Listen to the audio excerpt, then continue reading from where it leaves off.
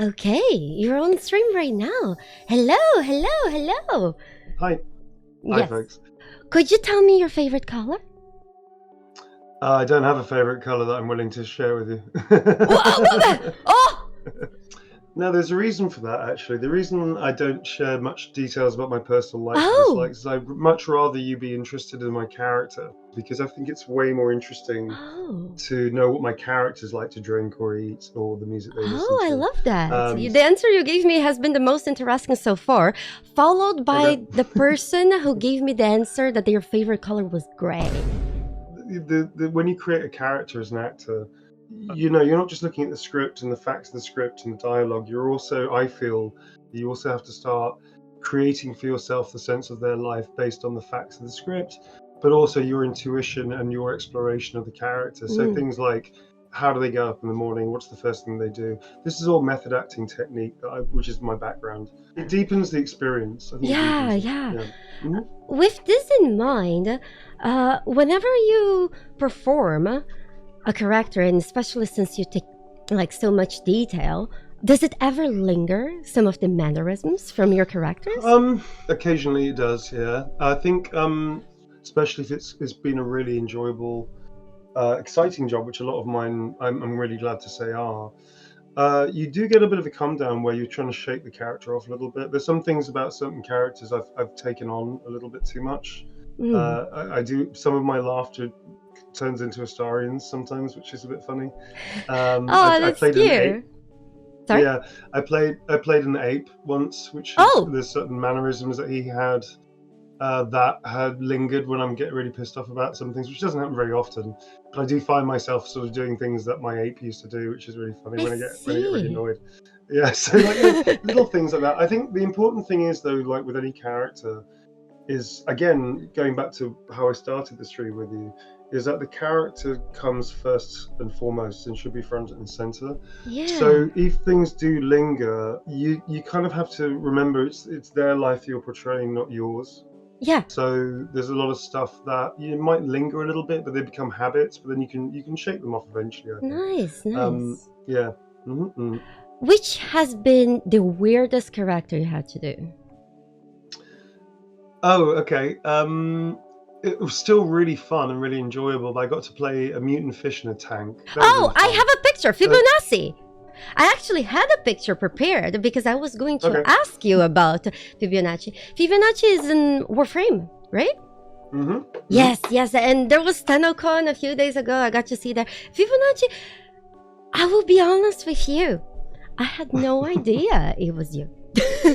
Oh, great. Well, that's a compliment. Well, exactly. It was like I had absolutely no idea that you have done Fibonacci, and that's amazing. Yeah. That's completely different. Well, there was the first job. It was one of the first. There was two jobs I did pretty much straight away after I did Baldur's Gate, and one of them was Fibonacci, and Red 4, who is an amazing head of Warframe, who's a really wonderful person as well. Reb approached me and said, I've got this really weird character. I don't know how you feel about it. And I was like, what is it? It's like, it's a fish in a tank. I was like, I'm in. That's perfect.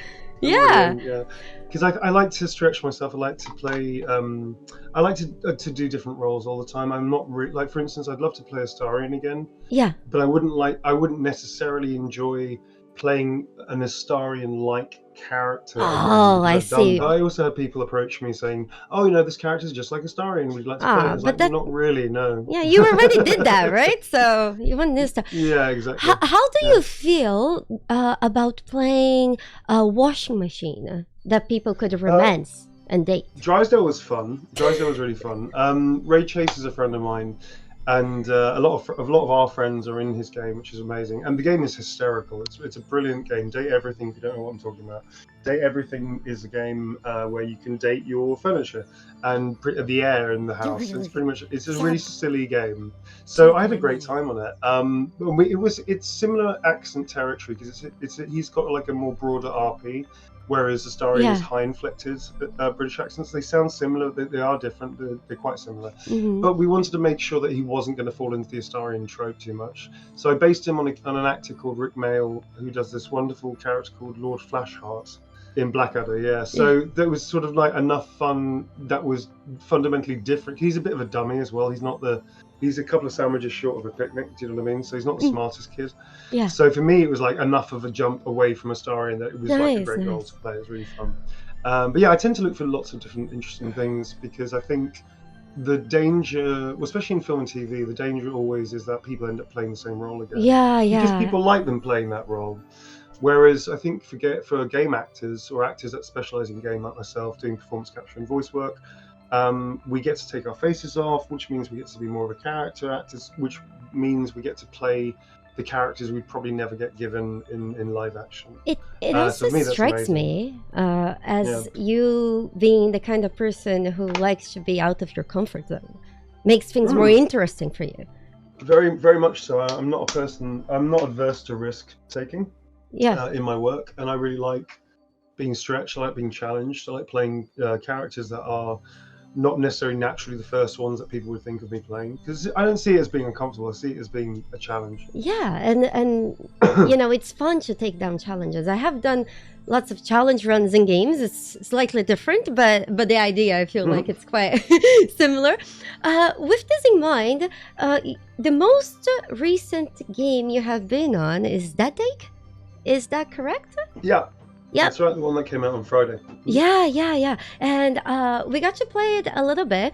I didn't play it fully yet, but if I understand it right, you are kind of like representing the protagonist, the player protagonist, and you had like there's like recordings of you acting, and those videos are in the game, like FMV. Yeah, the FMVs. Yes, FMVs. Live action FMVs. Yeah. Yes. So how is that different from, for example, performing as Astarion, that you had like the motion cap suit and all that fancy stuff? Sure, I don't really. The only difference, is technicality. The core of all of this. It's why I don't like the term voice acting. Actor. It's all acting. It's the same process. Yeah. The difference is technicalities. So, for instance, live action, you're not dealing with the technicality of having an HMC on. You know, you can touch your hair, touch your face very easily. Whereas the set changes will take longer in TV and film. The costume changes will take longer. Makeup you need. I didn't wear any makeup for Dead Take, funny enough, because I wanted him to see. I was actually pretty jet lagged when I came in to do it because I'd just come back from America. So I came in looking exactly as I looked because I thought it would be the tired haggardness that I had coming off a plane. I thought would be appropriate to the recording of this character who is quite desperate and is sort of at the end of what he sees as his career and is sort of like following this last attempt to try and resurrect his career. So I thought it was interesting to come in looking like shit, basically, because I thought that would help. So, you know, there's this consideration about those things, but fundamentally the job of the actor remains the same. You're telling the fictional truth of a character without vanity, trying to portray it without ego, just to tell the person's story to the best of your creative ability. There is a question from chat. Has there been a team or a group of actors that you really loved performing with? What made it so enjoyable? Was it chemistry or something else?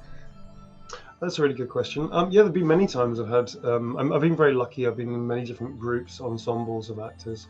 All my family from Resident Evil, 3M Village, Jeff Shine, especially Nicole Tompkins, Maggie Robertson. Resident Evil was the first time that I got like a taste of your work. Sorry to interrupt you. Oh, right. Okay. No, not at all. No. So then I also had this wonderful experience on Planet of the Apes, where we had like an ape tribe that came together, which was really fun. That was an amazing experience, working very closely with a lot of actors. And then also things like Baldur's Gate. I have my Baldur's Gate family.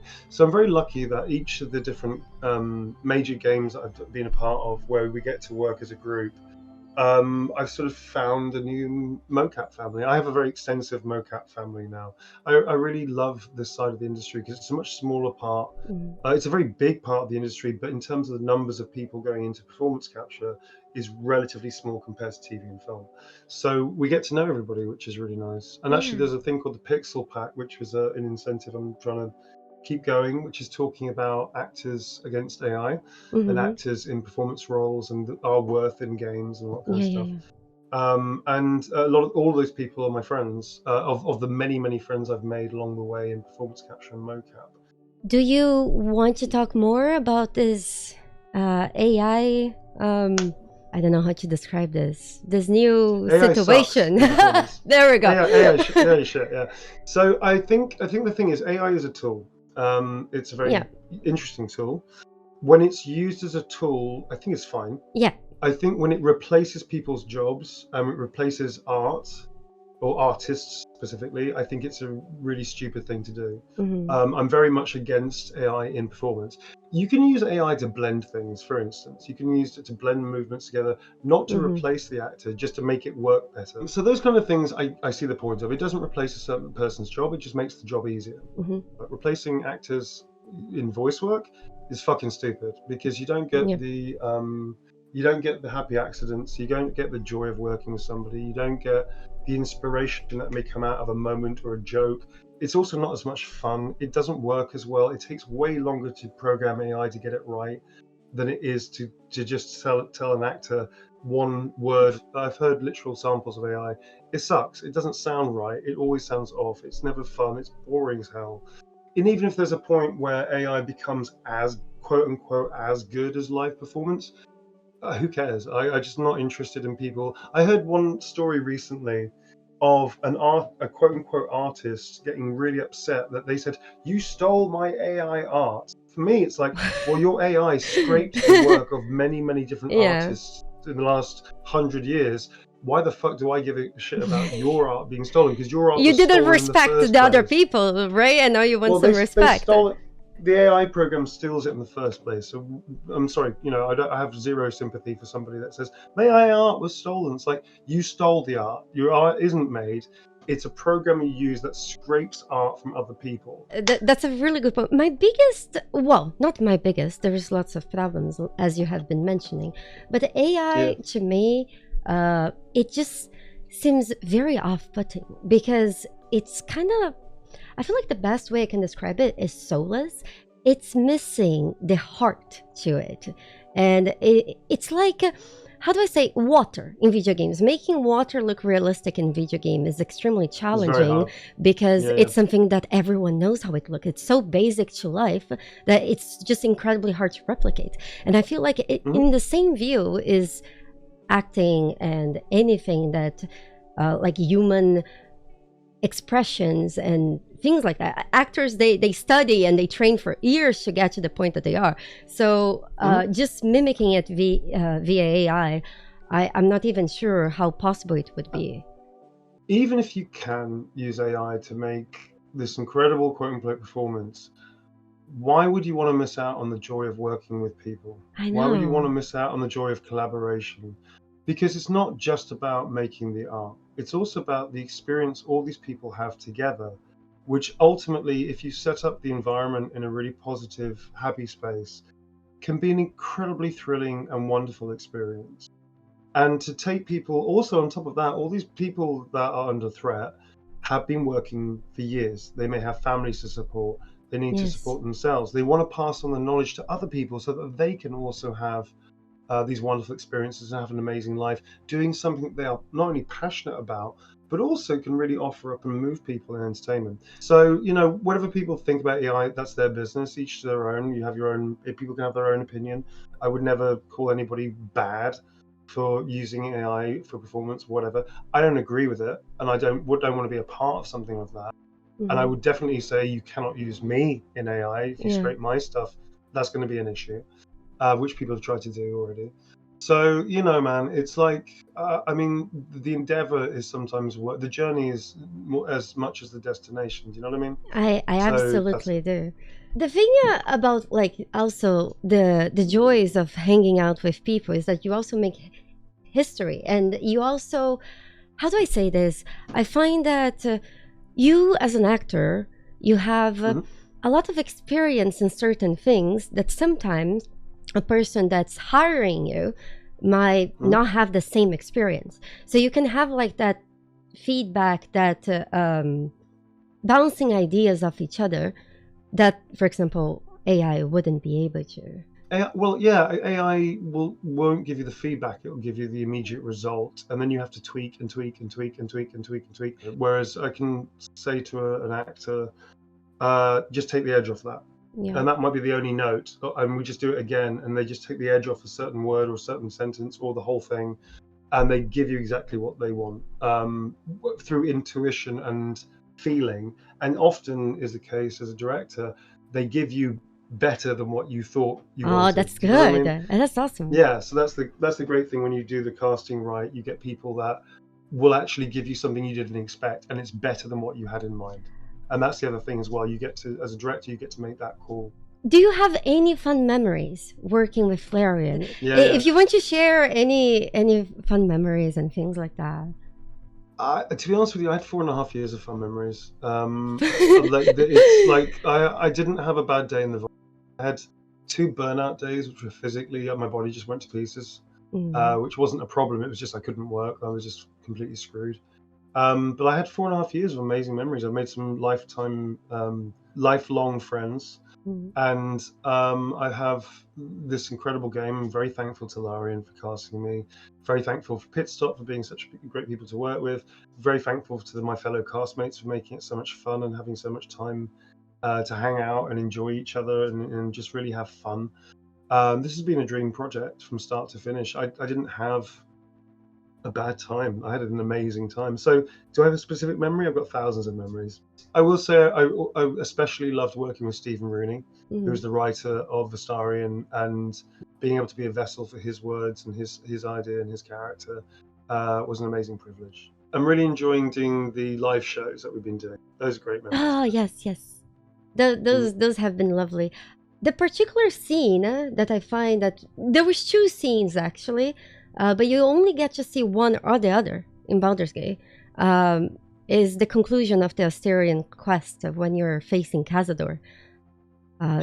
Those scenes... Well, there's a few variations of it, but yeah, essentially there's 2 paths. Yeah, 2 paths, and I find that I don't even know which path I prefer because they are both like so amazing and cortas. They feel cortas. I can say that word to the character in different ways. After the stabbing and the relief of that was so good. That was so good. I just want to say you were excellent at what you do, and thank you very much. I can't wait to see you do even more amazing things. A lot of people they associate you now with Astarion, but I have been when I first heard Astarion, I thought of Resident Evil, and I was like, Detroit as well. Yeah, and so keep up the amazing work. Thank you so much for taking the time to chat a little bit with us. Thanks very much. It's been nice to speak to you, and I really hope you enjoyed Dead Take. If you don't know what that is, folks, check it out. It's an old school FMV puzzle game, which is it's like the same length of a very long film. It's really fun, and and it does have a lot of talking about acting itself, doesn't it? Yeah, it was a passion project from Abu. All of us were very gratefully involved with, but it's very much a kind of like cautionary and love letter tale to the industry in some ways. So we dip on many different aspects, good and bad, about the acting world. It was very, I wouldn't say it's necessarily cathartic, but it was very interesting to be a part of a project like that, because all of us got to draw on a lot of personal experiences. Obviously not the most extreme personal experiences, but like some elements do resonate of the experience of being an actor or being a director or writer, trying to make your way in the industry, and the pitfalls that are there that do unfortunately affect people. So yeah, it was a fascinating experience. It was really fun. Plus I really like the character. So is that something you would recommend for aspiring actors to give it a try, because I feel like it might have some interesting perspectives in there? I think most games these days have narrative equals gameplay. I think that's been a big shift that we've seen in the last 5 years, I would say, that people now really have an appetite for great narrative. I know for a fact that people now buy games because their favorite actors are in them as one of the elements of the reason of why they buy a game, which is a new thing, which is great. So yeah, I think Dead Take for actors aspiring to get into the game side of the industry is a very good game to have a look at and to say, okay, well, this is also possible, not just doing motion capture and performance capture, but also live action occasionally happens. You see that in there's other games of the same ilk you can see that are now incorporating that as a very interesting way of storytelling. But yeah, Dead Take is a really good example of how you can have great narrative in games. Yeah. Yes, and you're absolutely right. Like, soon as I put on the game, everyone's like, Neil, it's right there! Oh my god! And they were so happy to see you, and then so happy to see Ben and everyone else. So it's a good experience. So's Jane. Yeah, Matt's amazing. Sam's great, and everybody did such a smashing job in it. Yeah. And Abu, for creating this thing in the first place, it was wonderful to be a part of. Well, I would love to pick your brain, but I do not want to keep your time for too long. No problem. Thank you so much for this again. Thank you so much. So you can see all the thanks and all the love that they're sending you. Appreciate it. I just wanted to make sure. No worries. Yeah, thanks. Nice to see everybody in chat. Thank you so much. Thank you. Bye bye. Take care.